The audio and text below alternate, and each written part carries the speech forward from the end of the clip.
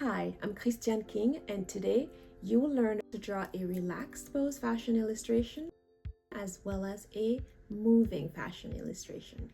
Now, if you want to learn more of the basics and learn about proportions and get started, check out this video right there, then come back where we'll learn about motion in fashion illustration. All right, let's get started. First things first, we're going to define the height of our fashion illustration. So as discussed in our prior video, a fashion illustration is about 10 heads tall. So first thing is you define the height of your head. From there you count down, that's 2, 3, 4, 5, 6, 7, 8, 9, 10. 10 is where the feet will go.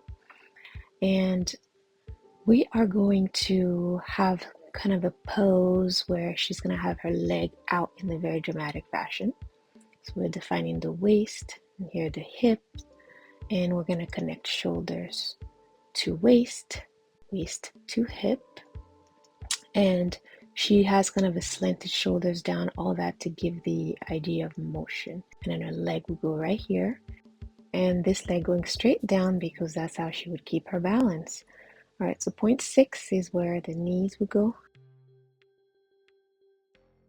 All right, so now we're going to draw the leg sticking out to the side in a very dramatic fashion, where the ankles would go at point 9. So right away, you're going to see that she has a more relaxed look with her stance. That's her objective.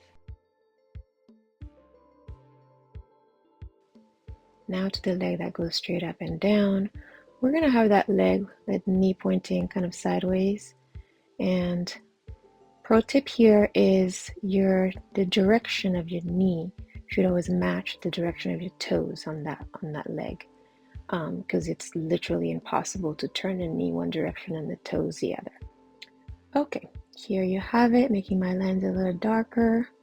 The beauty of this is once you have the proportions defined, then you feel really comfortable just going with it. All right, let's go on to the torso. Point 3 is where the breast will go. Draw those out. And then here at the waist, remember, is where the elbow would land. So we're kind of drawing that out now. And then the forearm, let's give it a kind of a slanted look. And we'll come back and add more details as we finish up. So I'm going to have this hand go straight down. Easy. And here we're filling our details, our neck. And we round out the muscles because we are drawing a female figure and we are most likely going to be a little softer, a little rounder for the most part and for most of us. All right, so defining everything a little more.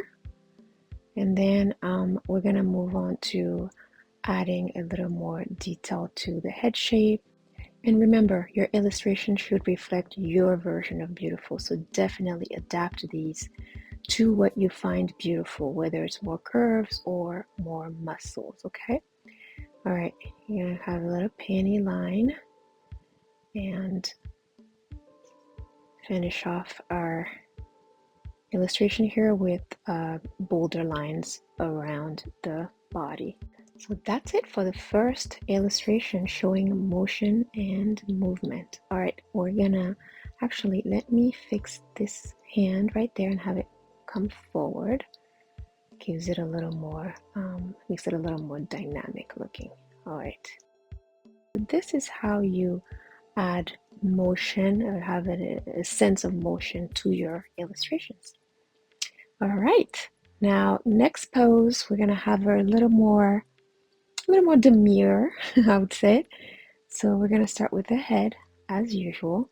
We're gonna have her looking to the side. So you see the center line is now off to the side a bit. And we define the heads, number 2, 3, 4, 0.5, 0.6, 0.7, 0.8, 0.9, ankles, 10 feet. Okay, so in between that 1.5 is our shoulders. So we're gonna have her kind of in an S shape. So the shoulders go off to the side, and same does the waist and hips. And this is where the knees will go. All right, now let's connect shoulders to waist. Again, the shoulder width is 1.5, about 1.25 to 1.5 of the head, okay? The waist is about 1 head in length, and then the hip is about 1.5 to 2, depending on what you want your girl to look like. All right, I'm gonna have her with her leg bent, like she's striking a pose. So I'm kind of drawing a little line there to show me a little guide of where I'm going. And then of course she needs her balanced leg, which will go straight down. All right, we're drawing our underwear line. And from then on, we draw down to the knee at 0.6. So 0.4 to 6 is the leg. Then we go down to 0.9 for your ankles. There you go. And your foot. I usually have my girls wearing heels, so that's why you have the leg kind of slanted in that way, because she'll be wearing heels once I'm done with her. Here we go, and onto the bust, add the breast, and we connect the arm, which starts right there at the bust line. Here is where the elbows will go and where the wrists will go. I'm giving you a little guide for where our arm will end up. All right, and now we can fill in and add the three-dimensional effect, and our hand is going to be to the forefront here. So now to the next side, basically the same. I'm going to have her with her arms bent like on the other side, and we'll bring it back, and let's actually have her hand to the side of her, so it's a little different. It's good to have the details vary slightly from one side to the other, because I think that adds realism, right? Because we don't usually stand with everything matching on both sides in a symmetrical way.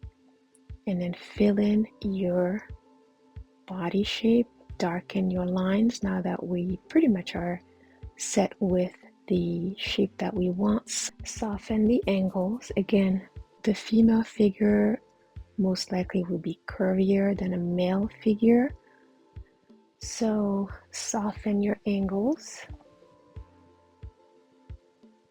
And there you go. With the arms, if you need her more muscular. You know what would be great is if you took a look at the anatomy, the skeleton with the muscles. It's always great to see where the muscles go, and that would really help you master the human body and help you have much better fashion illustrations.